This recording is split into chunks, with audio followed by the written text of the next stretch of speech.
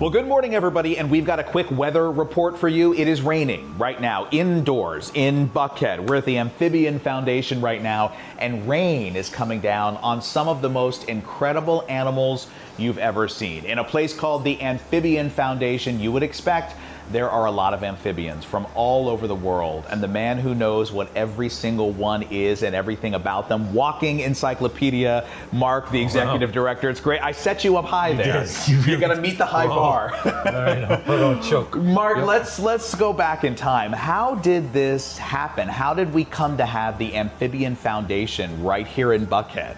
No, thank you for asking that. Yeah. I mean, we were trying to save a salamander that no one ever heard of that was quietly going extinct. Yeah. The flatwood salamander. Yeah. And so we started this to try to conserve that specific species before it was going extinct. Yeah. It's just crashing too quickly in the wild, and it's likely to be extinct in 5 to 10 years. Oh. Yeah, so that's Why is it going extinct? Why is it and other amphibians disappearing like they are? Yeah, it's unfortunately a lot of reasons all happening all at the same time for amphibians. So for the flatwood salamander, most of their habitat is gone, so that's a problem.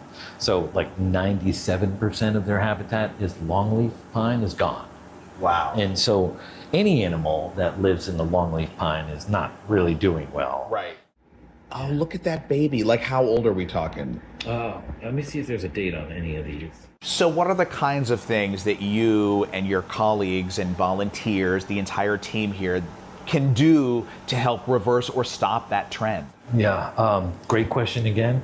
For us, if we're brought in, that means the situation is really grave. Not good. Because if you have to go and get animals from the wild and lock them in a biosecure lab to keep them from going extinct, you've already failed in a bunch of different ways. Yeah. You know, so this is for the gravest situations where we're really trying to ward off extinction by forming what are called captive survival assurance colonies, or genetic arcs of these animals. So we have flatwood salamanders in about a dozen different genetic pools, and we're maintaining that, and we bred that species for the first time. So that was a huge success for That's the project. amazing. Yeah.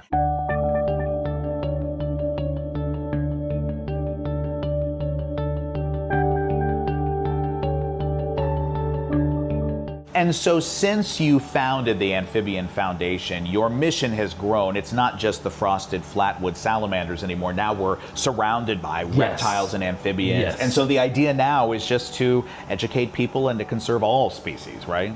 That's exactly right. I mean, we've merged our mission of like conservation and education, where the educational programs that my wife runs are generating the revenue that we aim at these conservation programs. Right. So Critter Camp funds flatwood salamanders.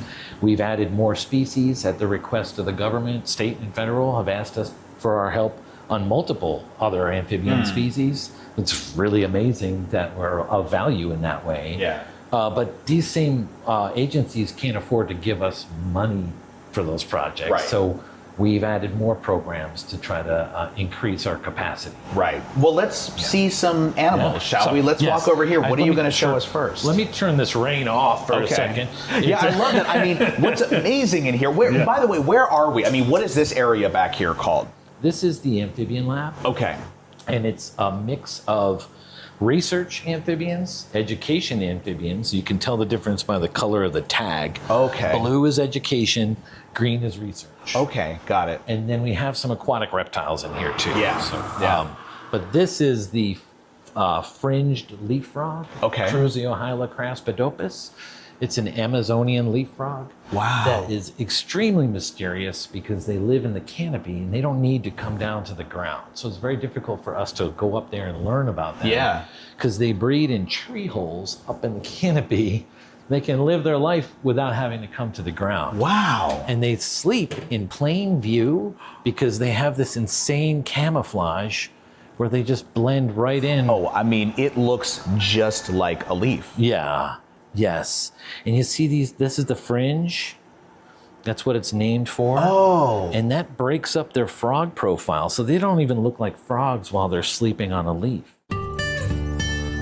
They're very poorly understood, and I was grateful that I was on the team that first bred this species at the Botanical Garden. Oh, okay. And so this is just a very poorly understood species in a fascinating group of frogs called the leaf frogs. Yeah. So you're really just learning as much as you can. As much as we can. It's so poorly understood that we don't know if they're endangered or not. Okay. Wow. So this species here is another leaf frog, the lemur leaf frog. They Okay, are that's critically endangered, and they're spectacular. And where would you find these? These specific frogs are Costa Rican, but they do go further south into Panama. Okay. And they're not doing well. They're very susceptible to diseases and environmental contamination, but you'll see why they're called a lemur frog, because look at their sweet little faces. Look at that face. Yeah. Wow. Yeah. The eyes are incredible. The eyes are incredible. So you have a research tag on this one. Yes. And so what kinds of things are you trying to learn about this? Well, this is a species that I've been breeding for many years, since 2009. And in that time, this species is wiped out in the wild due to chytrid fungus. It's a fungus that we've inadvertently moved into Central America from Asia, and it's wiping out the amphibians. Oh, wow. And so some of the babies that we've bred have gone into chytrid research to see if this frog can develop an immunity to that fungus, because as of right now, it's not safe for them to be in the wild anymore.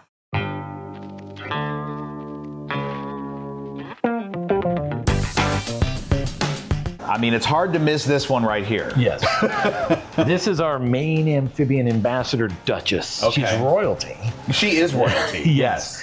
And this is an interesting species for a variety of ways. It's one of the largest amphibians. It's a toad, and you can tell it's a toad by these parotid glands behind the head here. Okay. All toads have that, but this species has really big ones. Yeah. And what does that mean? What are those? That is a defense mechanism. So you see there are glands all on the back of Duchess here. Those all contain toxins. Like toads are the last group of animals you want to start eating. Got it. Because they're probably really disgusting too, because it's noxious. But the poison is aggregated here in these glands, the parotid glands. So these are all poison glands, but those parotids have a lot of the bufotoxin in there. And if you look closely, they have pores. Wow. And if this toad became very agitated, you might even see some of the toxins start to leak out of those pores. Really? Yeah. Now, this is a cane toad. Yes. Is this as big as it's going to get? I think it's pretty close to the record of how big this species gets. And you were telling me before, there's actually a documentary about these because they were released out into Australia and kind of took over. Is that right? They were released on purpose in Australia in the 30s and have subsequently taken over. Wow. And this is after they were on purpose released into Hawaii, where they took over. Why were they purposely released?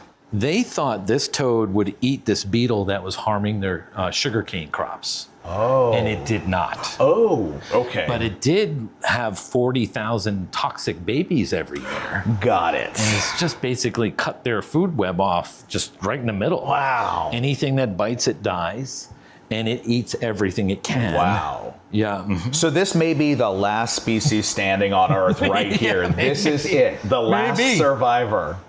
It's pretty interesting because we showed you the Terribilis, the most toxic organism on Earth, is also critically endangered. You would imagine, why would it be endangered? Right. Why isn't it taking over the Earth?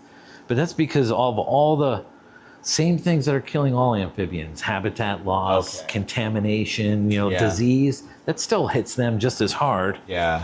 But you want to... I mean, Duchess is amazing. Do you think love if you that gloved face. up, you'd feel comfortable holding Duchess? I would absolutely do it if you think that I if can. you want to. Hi, gorgeous. Hold it like a hamburger. Hi.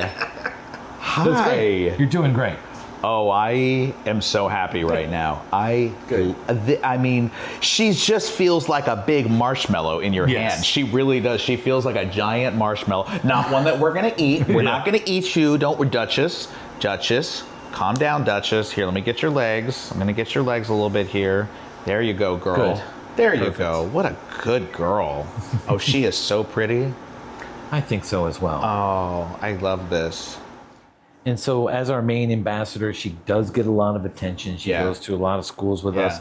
And we can talk about, invasive species, because this is really a plague species on many places on Earth. Yeah. But in South America, where they're native, they're not a problem. They just coexist. Yeah. Nature's learned how to deal with these things. Wow.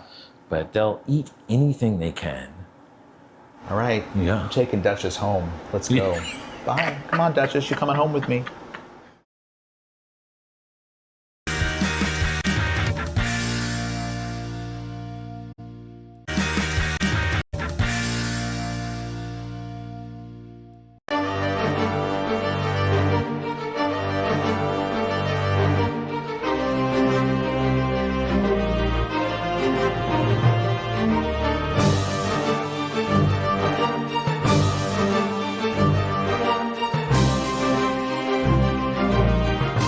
So we've had such an incredible morning here at Orbit Arts Academy. I've heard about this place for a while. I knew it was going to be amazing, but I'll tell you, walking in, I keep saying this on television, walking in, it's like walking into the Emerald City. Tony, you have created something very special here in Sandy Springs. Well, thank you. Yeah. We're really, really proud of it. And we're proud of the way that we teach these kids to show up for each other and, be kind and work hard and all of that. And, it's a safe space, which I guess I know that if you want a kid to show you their art, then you create a safe space that they feel brave enough to just, throw it hard against the wall. And that's what we've done. I'm very, very proud of the community we've created here. Well, let's go back for a minute. So, of course, you were on Broadway. You toured the world in professional musical theater. Did you ever think you'd be doing something like this, working with kids?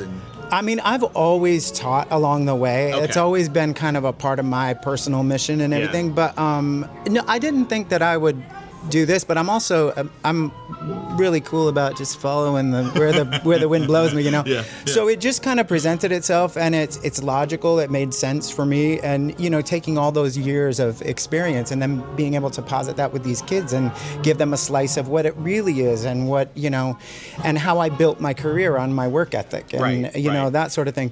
So it really is. I thought for the longest time that and I did have purpose in my career. There was purpose in entertaining people and stuff like that. But this is legacy. This is stuff now that what we're doing here is legacy making, and so it's special to me, and especially the arts. It's such an important thing for these kids for all kids to experience, because that's where the humanity lies. Everywhere down the Yellow Brick Road, you lead them there.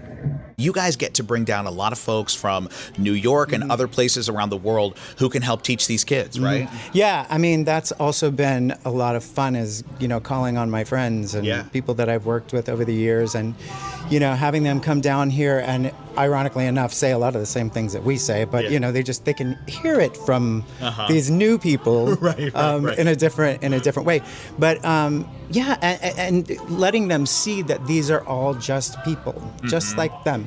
We all had our little dreams. We all, went into our rooms and, put on the shows and did all the things. I remember standing on my air hockey in my driveway, and I was the producer and the director, and I had all the kids in the neighborhood, and I would put on the shows and letting them see that we were all those little kids, and then we were able to accomplish certain things. So if you work hard and you train hard and you get your heart in the right place and your mind in the right place, and that you can do anything. Yeah, and those little dreams of yours led to a case full of very cool memories. Like, what are some of your favorite things in here? So, I mean, I did the Who's Tommy I did the tour, and then over in Europe, and that was amazing. Roger Bart, who's actually come down here, who was just down here recently.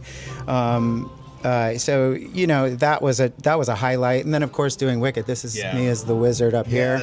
Yes. So and you were in Wicked for a really long time. Yeah, I was there for almost 8 years, and got to understudy Joel Gray and George Hearn and Ben Vereen and, you know, just some really, really special years, special memories. And Tony, what are those roller skates down there, my friend? Those roller skates are the reason I have new hips.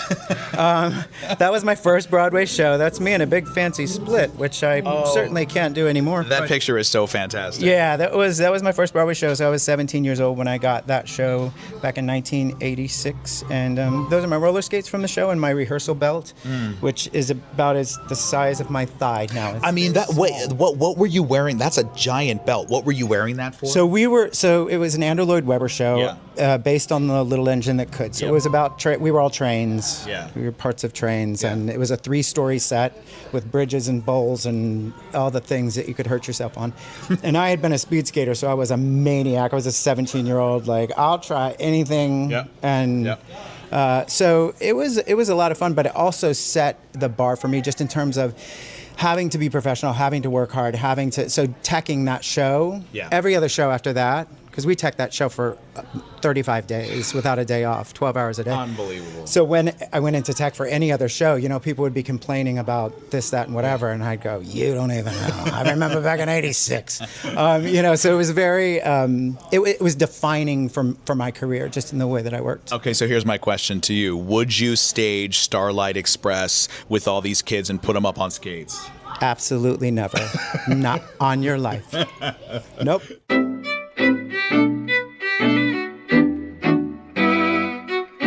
So Chris, of course, one of the co-founders here at Orbit Arts Academy. So let's go back in time. How did this happen? Why did you say, hey, we should open a place like this in Metro Atlanta? Well, I left New York back when I was about 32 years old. New York is a great place to be in your 20s. It's really, really fun. I had a blast working. But I filled in for a friend of mine who actually was on maternity leave. And I just fell in love with the students at North Gwinnett High School. And so I began a 5-year teaching career. And I loved teaching in public school, but there was just a lot of other things going on outside of the artistic version of what we're doing. And so I knew Tony was here. And so we came together and decided to create something of our own. And when we looked around, we just really saw that there was a lot of kids that could sing and dance and act, but they were just being in shows all the time. They weren't putting it together in some kind of craft, in some kind of organized way. And so it was really important for us to teach students not only to do what they're doing in the moment, but to give them an arsenal for the future as well. So we came together in about 2014. We started with about 35 kids in the basement of a Baptist church, an old kindergarten that I grew up in way back then. I won't tell you how long ago. But we started in 2 rooms, renovated them, then kind of worked down the hallway. We had a wonderful friend named David Shivers, who was the pastor of the church at the time, who was really interested in community building and creating an arts-centered area in Sandy Springs. And then it just took off in a way I can't even, we went from 35 students in the first 2 months to 18 months later having 250, 300 students. Wow. What drew you to it when you were young? Oh, man. Are you just that kid, that theater kid? I was that kid. Yeah. I grew up in church, performing in church a lot. I was in chorus, orchestra, band. I was in all the activities. I don't know how I had time to sleep, but I just loved it. And both my parents are music educators, and they tried to get me to do anything else. So of course they should have told me to do that, and I probably would. But I think their love of it, and my brother's a teacher at Mount Bethel Christian. He's a coach there, and we just have a heart for teaching in our family. And both my parents are great artists, and it just kind of was in my blood. Really. Yeah, cool. So I do want to mention, too, that here at Orbit Arts Academy, we've been focusing on the summer camps. Of course, there's programming year-round. There's a lot of programming. There's workshops and master classes. Who is welcome to come here and be part of this? We are youth-centered. That's what's really great about Orbit is we put youth very first. So the top echelon of what we do from performance level is like the senior year of high school and the gap year. But we can start students. We have a camp for students 5 to 6 years old. We have an acting out class and a playground class for students 5 to 6 years old throughout the year. And then we go all the way up through gap year students and acting class, dance classes. All dance mediums are taught here, different production classes and company programs and training. And some adults will come to our master classes. All are welcome. But a lot of what we do is audition based. But all of our elective courses are open to the public, but particularly open to youth. Seeing those youth go on and major in musical theater in college and work around the world, is that the best feeling? It's amazing. I mean, we have students in some of the top programs all over the country. Carnegie Mellon, Michigan, College Conservatory of Music in Cincinnati, Florida State University. I mean, they're all over the country in some of the top programs. And we have now students, now we're about 10 years old, so some of our students are graduating college and are now working in the market in New York. And so we hear about them, and what they're doing. And it's funny, some of the students that have taken master classes with some of our guests, they're guest directing in areas all around the country. Eric Scotto, Nikki Snelson, and our kids talk about walking into the audition room and them getting up from behind the table and hugging them, and they recognize them. So they're already making connections here at age 13, 14 with people that they're really going to work with later on. Yeah, creating a network right out of Sandy Springs. Yeah, it's really cool. Yeah.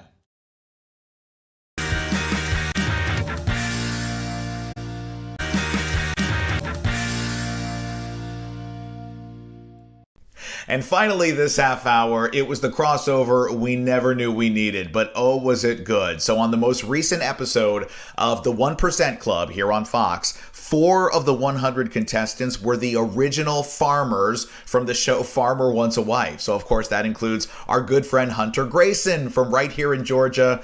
So I had to call him up and find out what it was like going from the cattle ranch to the bright lights of Trilith Studios. Hunter Grayson, my friend, it's good to see you again. The last time I saw you, you and I were hanging out. You were riding horses, showing me how it's done. How's life on the ranch, my friend? Everything is great, Paul. So good to see you. Still waiting on you to come back out and ride again. I saw you in a cowboy hat on some social media platforms. Very nice. Did I look like a real cowboy? Hey, that's all in the eye of the beer holder. Hunter, you look familiar. Where do I know you from, Hunter? I was on season 1 of Farmer Wants a Wife. Wait.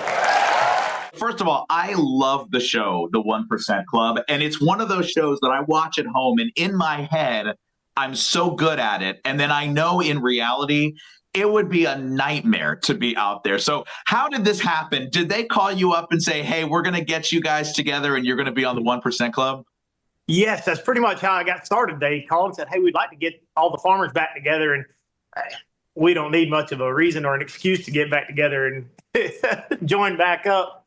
But yeah, they reached out to us and told us about this idea about going on the 1% Club. And I'd actually watched some previous seasons from around the world and loved it. I thought it was a really cool concept of a show. And just like you, sitting in my recliner, I'm great at it. Yeah, I have a feeling when the lights are on and the cameras are rolling and you've got 99 other people around you, it's a much different experience. I do love, though, that there seems to be such a camaraderie between you and the other 3 guys from season 1 of Farmer Wants a Wife. I mean, how genuine is that connection? Oh, it's 100% genuine. I mean, we were the OGs, that's that's something that we'll be able to hang on to forever. And we were kind of the lab rats in that experiment, and we bonded very, very fast and very tightly. Getting into that, and our friendships just grown over time. We don't get to talk to each other as much as we did while on the show, but we always catch back up. And Landon got to spend a few days here after filming and hung out and helped me out on the ranch. We got to rope a little bit, and it was just a great time showing him around. You're a cattle rancher, for real. I'm a 6th-generation cattle producer based out of Georgia. So it films, of course, at Trilith Studios, the 1% Club. How was the filming process? What was that like? Long day. Like I said, from the recliner, it's easy. For when you're in the hot seat, the question I goofed on, I knew after I had hit the submit button, and I slapped myself in the head. I was like, and I got all the rest of them right. And I was, but that's how it goes. That's how the cookie crumbles. And I was just...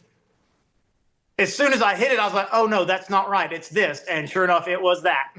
But I would really love it if you had joined me in this journey on the farm. Well, let me ask this. What's more stressful, being up there answering questions on the 1% Club or being faced with a whole lot of women that want to go on a date with you? Oh, gosh. Both were a lot of fun. But I don't know that there's anything that can prepare you for having that many women and that many personalities under one roof, and you're trying to devote the attention and time and respect to each of them that you can. There's a lot of stress for that. So if they asked you to come back on the 1% Club, would you do it again? In a heartbeat, especially knowing now how it's played, and it's take it at face value and don't pull a signature Hunter move and overanalyze the simplicity of the situation.